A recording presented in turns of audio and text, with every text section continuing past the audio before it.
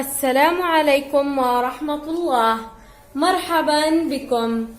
اليوم بإذن الله سأقدم لكم وصفة فعالة للتخلص من السعال والتهاب الحلق ونزلات البرد وما يسمى بالإنفلونزا.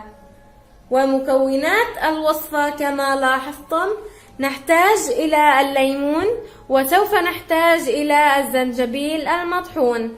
أولا سوف نقوم باستخراج عصير الليمون بعصره في معصرة.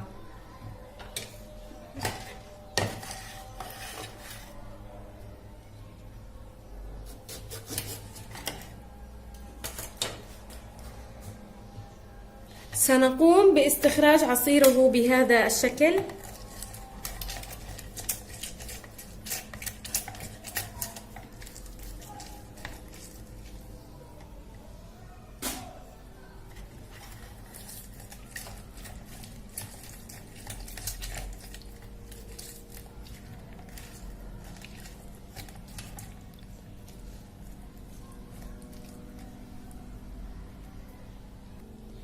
إذن بعدما قمنا باستخراج عصير الليمون، الآن سوف نضعه في إناء يوضع فوق النار بهذا الشكل.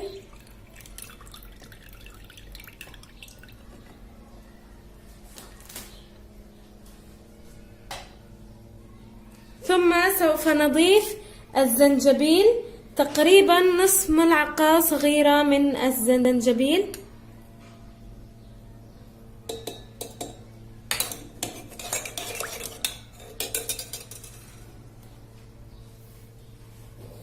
والآن سوف نضع هذا المشروب فوق النار تقريبا حتى يسخن جيدا، تقريبا 3 دقائق إلى 4 دقائق.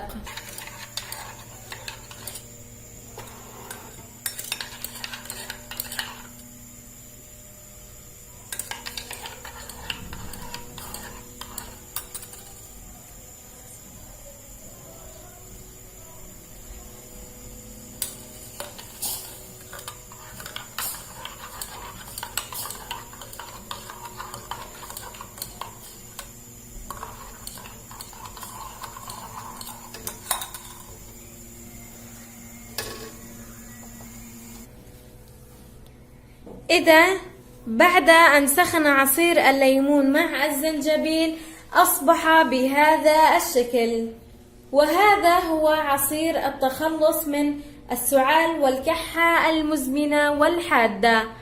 إذن طريقة الاستعمال لهذا المشروب: تشربون هذه الوصفة وهي ساخنة كما قلت، يجب عليها أن تشرب وهي ساخنة.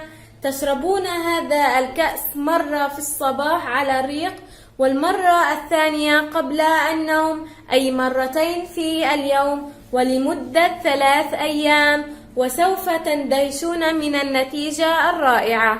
والآن نصل إلى نهاية هذا الفيديو. أشكركم على حسن مشاهدتكم، والسلام عليكم ورحمة الله وبركاته.